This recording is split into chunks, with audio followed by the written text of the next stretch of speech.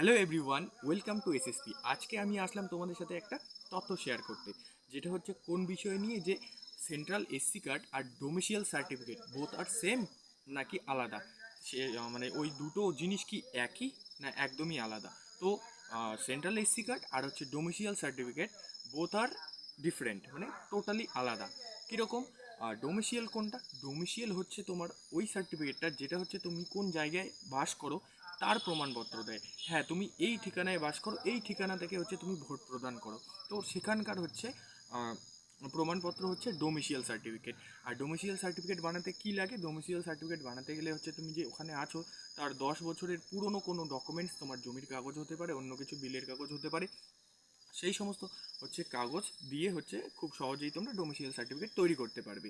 ঠিক আছে। আর অনেকেই বলে যে ডোমিসিয়াল সার্টিফিকেটের ভ্যালিডিটি 1 বছর, 2 বছর, 10 বছর, বাট এরকম কিচ্ছু না। ডোমিসিয়াল সার্টিফিকেট তোমার একবার তৈরি হয়ে গেলে তুমি যতদিন না ওই জায়গাটা চেঞ্জ করছো, অন্য জায়গায় মাইগ্রেট হচ্ছে, ততদিন হচ্ছে তোমার ওই ডোমিসিয়াল সার্টিফিকেটটাই একদম 100% চলবে। ঠিক আছে, সব ক্ষেত্রেই, কোথাও অন্য আর লাগবে না।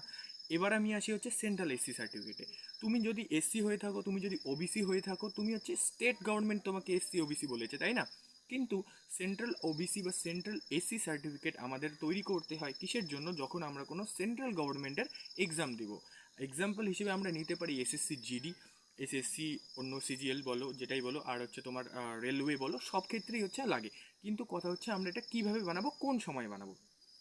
তো যখন আমাদের ডকুমেন্টস ভেরিফিকেশন হবে, এসএসসি জিডিকে যদি আমি উদাহরণ হিসেবে ব্যবহার করি, তাহলে আমরা দেখব যখন আমরা রানিংয়ে যাই, আগে কি হতো, রানিং হতো পরে মেডিকেল হতো, এখন রানিংয়ের পর সাথে সাথে মেডিকেল হয়। তো এখন রানিংয়ের সাথে সাথে medical and DV documents verification হয়।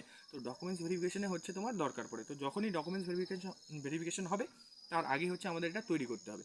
এটা তৈরি করতে কি লাগে? কিছু না, তোমার হচ্ছে আধার কার্ড লাগবে, আর হচ্ছে তোমার এসসি সার্টিফিকেট বা ওবিসি সার্টিফিকেট অরিজিনাল স্টেটেরটা। ঠিক আছে, এটা নিয়ে তোমরা তোমাদের এসডিও অফিসে চলে যাবে এবং ওখান থেকে তোমরা করবে। এবার কথা হচ্ছে কোন ফর্মটা আমরা ফিল করব। তো যে পরীক্ষায় দাও, তুমি যদি এনটিপিসির জন্য করো রেলওয়ের, বা তুমি যদি এসএসসি জিডির জন্য করো, তারা সেই মানে এসএসসির জন্য করো, এসএসসি প্রোভাইড করবে তোমাদের অ্যানেক্সটার 1, অ্যানেক্সটার 2, যে কোনো অ্যানেক্সটারে থাকতে পারে।